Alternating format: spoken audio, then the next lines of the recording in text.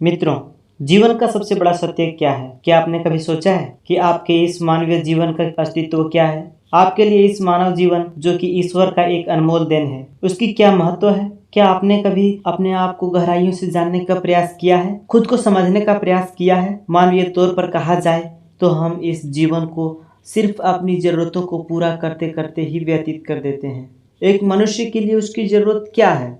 रोटी, कपड़ा, रहने के लिए मकान, यही ना? पर यह असल सत्य नहीं है। हर मनुष्य का जन्म इस धरती पर एक विशेष कारण से होता है, जिसे हम धीरे धीरे समय के साथ समझते चले जाते हैं। कई लोग तो अपने इस मानवीय जीवन के सत्य को समझ ही नहीं पाते, क्योंकि वे हमेशा नेगेटिव सोच ही रखते हैं। यही अंतर है नेगेटिव और पॉजिटिव सोच में।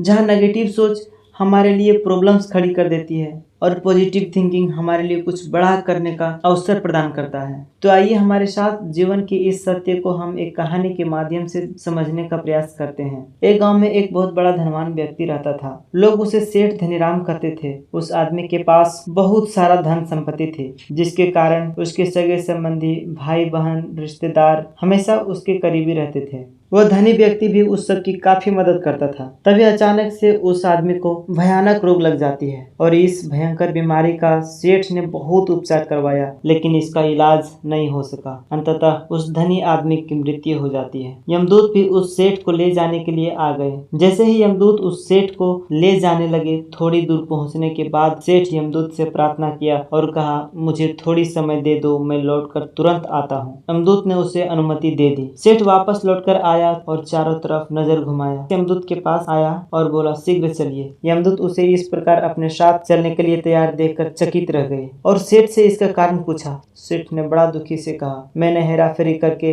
बहुत सारा धन दौलत कमाया था और बहुत सारे लोगों को खिलाया पिलाया भी था, बहुतों का मदद भी किया था। सोचा था कि वो सब मेरा साथ कभी नहीं छोड़ेंगे। अब जब मैं इस दुनिया को सदा के लिए छोड़ के जा रहा हूँ तो वे सब बदल गए। मेरे लिए दुखी होने के बजाय ये अभी से मेरे संपत्ति को बांटने की योजना बना रहे हैं। किसी को भी मेरे लिए जरा सा भी अफसोस नहीं है। सेठ की बात सुनकर यमदूत बोला, इस संसार में प्राणी अकेला ही आता है और अकेला ही जाता है। इंसान जो भी अच्छा या बुरा कर्म करता है, उसे इसका परिणाम अकेला ही भुगतना पड़ता है। मित्रों, इस छोटी सी कहानी से हमें ये सीख मिलती है कि ये सारे अपने बेटे बेटी, भाई बहन, सारे रिश्तेदार अर्थात सारा संसार एक मोह, और हम अपनी सारी जिंदगी इस मोह माया में पड़कर बिता देते हैं। इस सत्य को कोई समझ ही नहीं पाता है।